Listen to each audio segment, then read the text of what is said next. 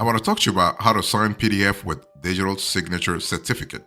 How do you actually automate the whole process? How do you make sure you're not making any costly mistakes down the road? Let me first talk to you about the trends here. So if you think about signing PDF with digital signature certificate in Adobe Acrobat Reader, there are some trends that you need to really pay attention to. Let's first define what a certificate-based signature really is. So a certificate-based signature, like a conventional handwritten signature, identifies the person signing a document. So pretty straightforward, right? Nothing really complicated here.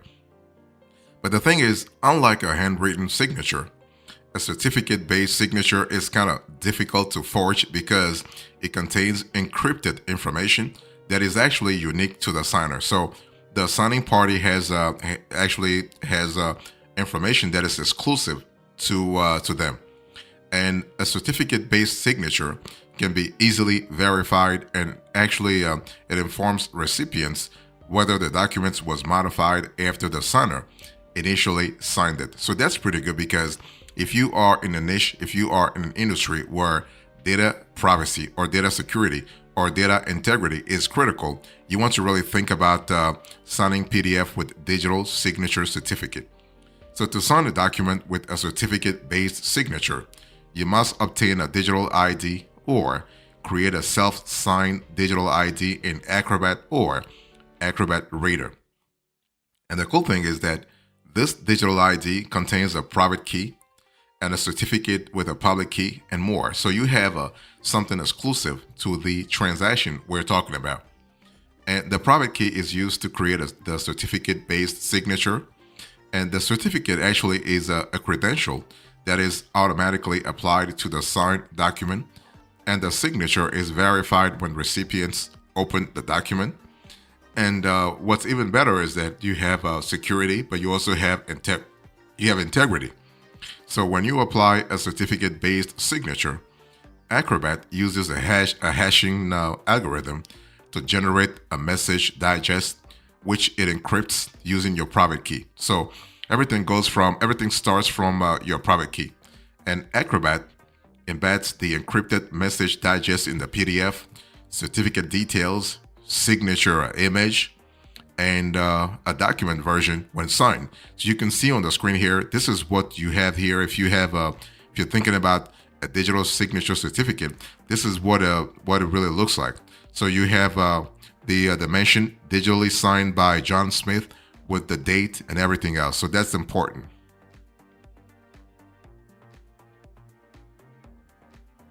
So let me give you the steps here. How do you sign PDF with digital signature certificate?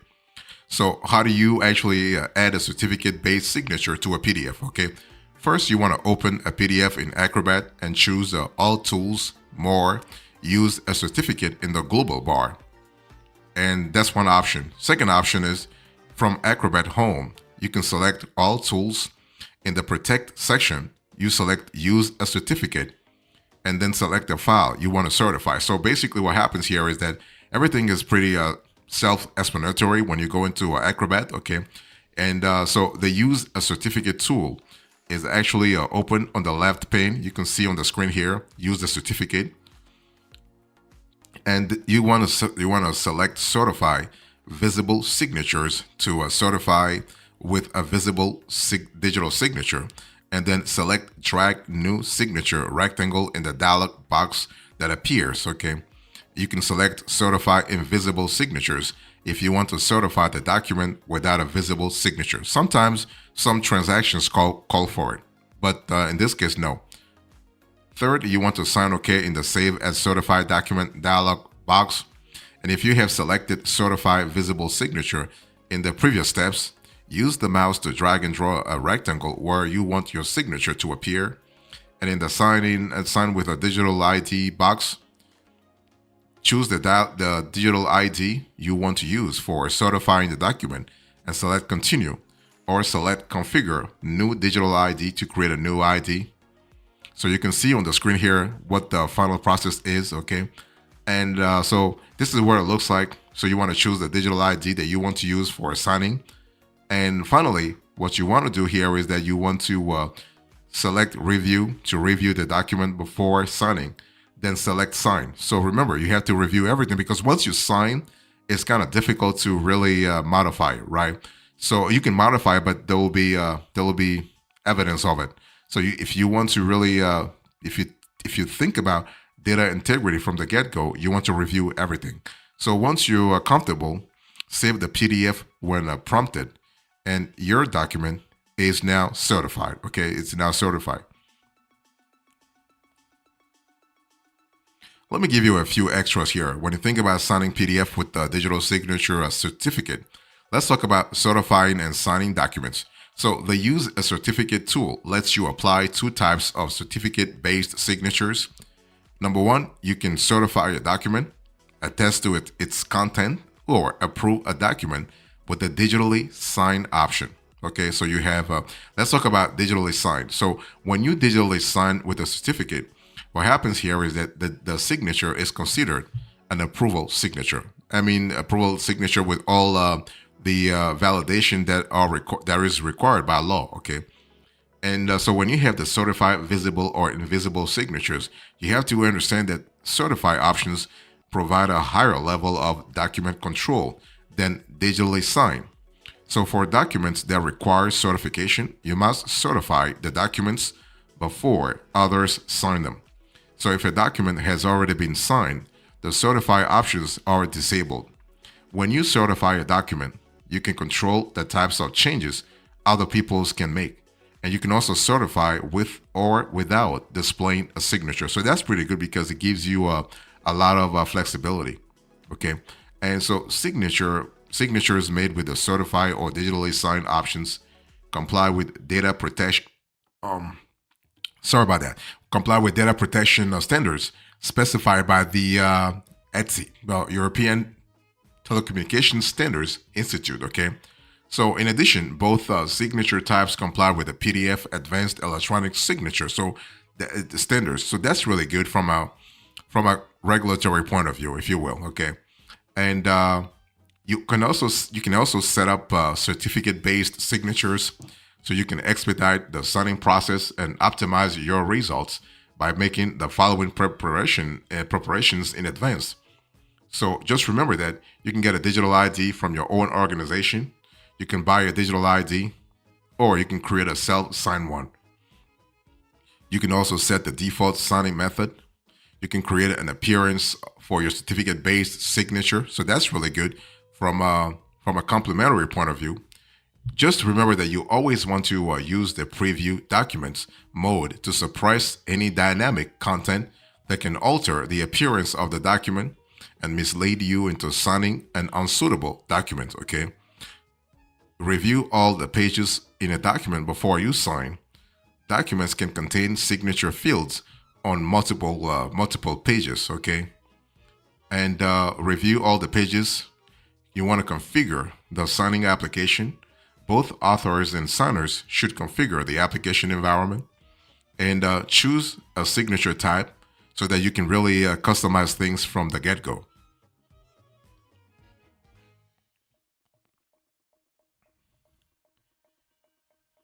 So let's talk about creating a self-signed digital ID.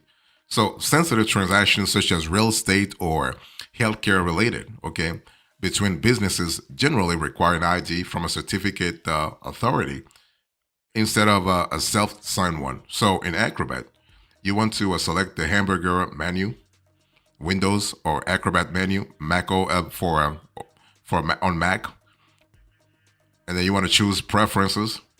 And in the categories list on the left, select signatures. On the right, select more for identities and trusted certificates. Select digital IDs on the left and then click on the Add ID button. Okay. Next, you want to select the option, a new digital ID I want to create now, and click Next. And specify where to store the digital ID and click Next.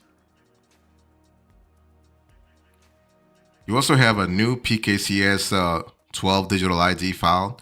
So here you are able to store the digital ID information in a file with the extension PFX in Windows and P12 in Mac OS. You can use the file interchangeably between operating systems. If you move a file from one operating system to another, Acrobat still recognizes it. You also have Windows Certificate Store, Windows only. So this stores the digital ID to a common location from where other Windows applications can also retrieve it. You can also do the following: type a name, email address, and other personal information for your digital ID. So when you certify or sign a document, the name appears in the signatures panel and in the signature field.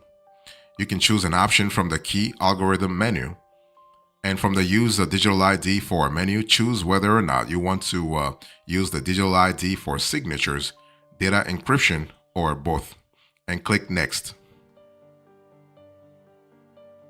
Next, you want to tap a password for the digital file. Okay, it's one of those things where if you want to really store the file in the default location, you can do so, and just browse to the right location and click Finish.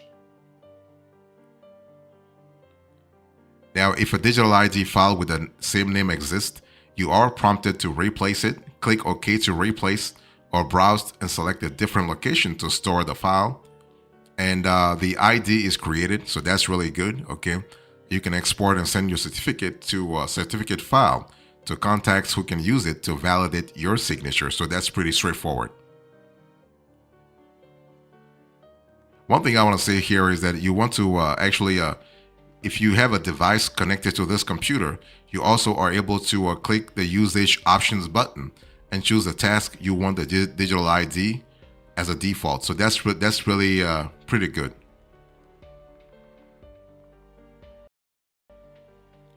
One thing you also want to think about is that if you're thinking about signing PDF with digital signatures certificate, you want to set signing preferences. Okay, let's talk about that. Let's talk about customizing signature workflows using seed values. So seed values actually offer additional control to document authors by letting them specify which choices signers can make when signing a document. So by applying seed values to signature fields in unsigned PDFs, authors can customize options and automate tasks. They can also specify signature requirements for items such as certificates and timestamp servers. Also, you also can get the appearance of a certificate-based signature. So the cool thing is that you can determine the look of your certificate-based signature by selecting options in the signature panel of the Preferences dialog box. For example, you can include an image of your handwritten signature, a company logo, or a photograph. So that's really good. You can also create different signatures for different purposes. For some, you can provide a greater level of detail. That's really fantastic. The cool thing is you also have flexibility. You have a lot of flexibility as you go along. Okay, it really depends on the specific documents that you're really working on. You also have the possibility to have graphic or no graphic, or you can have imported graphic. There are some cases where you might have imported graphics. You might have to import the graphic from your computer, for instance. Okay, so for imported graphic, for instance, you are displaying an image with your certificate-based signature. You want to select this option to include an image of your handwritten signature. And to import the image file, select File, select Browse, and then select the image file. That way you have a clear idea of what works and what doesn't work.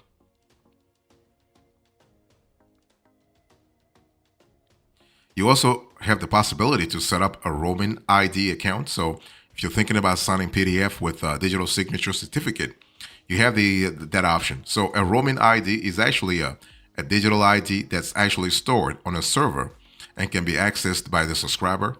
You must have an internet connection to access a roaming ID and an account from an organization that supplies roaming digital IDs. So that's something to really think about. Okay, so you also have the PKCS 12 modules and tokens. The cool thing is that just before I speak about the PKCS 12, once the roaming ID is added, it can be used for signing or encryption. When you perform a task that uses your roaming ID, you are automatically logged into the roaming ID server if your authentication assertion hasn't expired. Now, when I speak about PKCS 12, You can have multiple digital IDs that you use for different purposes, particularly if you sign documents in different roles or using different certification methods. Now, digital IDs are usually password protected.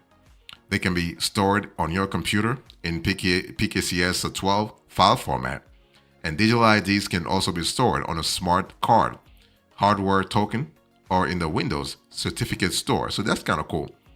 And also, even cooler, roaming IDs can be stored on a server. And Acrobat includes a default signature handler that can access digital IDs from various locations. So you want to register the digital ID in Acrobat for it to be available for use across multiple platforms. So that's pretty good. And one thing I want to say here also is that you have an import directory, but you also have export directory, but those are only for Windows only. So if you have a Mac OS, it's not going to work. So directory servers are really important in terms of the flexibility. Okay, those are commonly used as a centralized repository of identities within an organization. The server acts as an ideal location to store user certificates. In enterprises, they use certificate encryption, and directory servers lets you locate certificates from network servers, including lightweight directory access protocol and LDAP servers. So after you locate a certificate, the cool thing is that you can add it to your list of trusted identities so that you don't have to look it up again. And so by developing a storage area for trusted certificates, you or a member of your work group can facilitate the use of encryption in the work group. So that's really good. You also have the possibility, and I'll add on this at this point, you have the possibility to add a timestamp to certificate-based signatures. And I really encourage you to do so because you want to really validate the chronology of the transaction. So you can include the date and time you signed the document as part of your certificate-based signature. Timestamps are easier to verify when they are associated with a trusted timestamp authority certificate. A timestamp helps to establish when you sign the document and reduces the chances of an invalid signature. You can obtain a timestamp from a third-party timestamp authority or the certificate authority that issued your digital ID in the first place. And the thing is, timestamps appear in the digital signature field and in the signature properties dialog box. And if a timestamp server is configured, the timestamp appears in the Date/Time tab of Signature Properties dialog box. And if no timestamp server is configured, the Signatures field displays the local time of the computer at the moment of signing. So that's pretty good because you are able to associate the chronology of the transaction to the transaction itself. Okay, so you can actually set a timestamp server as the default. You can configure a timestamp server depending on how your organization servers are configured. You also have the Adobe Lifecycle Rights Management, so the LCRM servers. Those are pretty good because they let you define centralized policies to actually control access to documents, and the policies are stored on the ALCRM server. You require server access to use them, and those servers embed user access information in documents. Therefore, you want to specify document recipients in LCRM policies. And alternatively, you can let the LCRM server retrieve the list of recipients from the LDAP directory. So that's pretty good from a configuration point of view. So in closing today's conversation, I spoke to you about how to sign PDF with digital signature certificate. I give you the trains, the steps, the extras, and finally, the closing. Thank you so much. God bless you. I will see you next time. Until then, remember, stay marvelous.